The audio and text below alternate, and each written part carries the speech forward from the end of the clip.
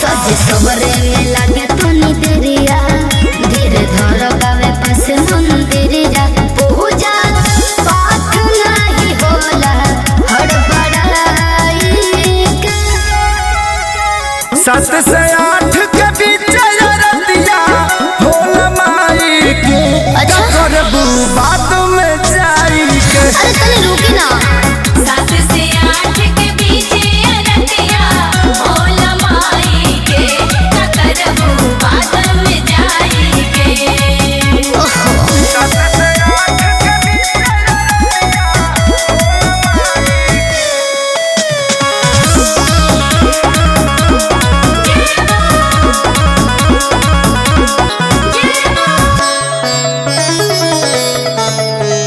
करे के ना कुछ बात तोहरा के भला मुत कहा जनबो देरिया तो होई जब मेहरी के कहना ना मनबो बुझलो ए हो का हो उठ के भोर हरिया हरा फूल पैनी इंतजार ठीक बा भर नवरातर रानी हो करब नजारा खाली राखो तो बोले राजा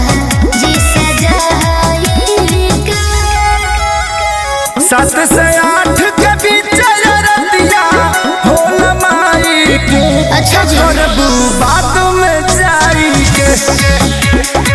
7 से 8 के बीच रतिया होला माई के करबू बात में जाई के जय हो जय हो जय हो जय हो जय हो जय हो जय हो जय हो जय हो जय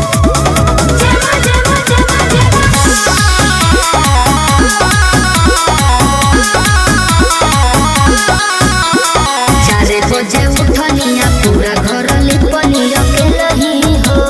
सासु ना सपोर्ट करे ननद तो चल गई देलही हो ए रानी काजी कब से बोलाव सजुआना सुनु राजा ठीक बा अरे आ विवेक संजय होता रे नारा 2 मिनट खेसारी समझाई के 7 से 8 के बीच रतिया होल माई के जी। करबू बात में जाई के अच्छी बात तैयार हो बनी 7 से 8 के बीच रतिया होला माई के करबू बात में जाई के अब चली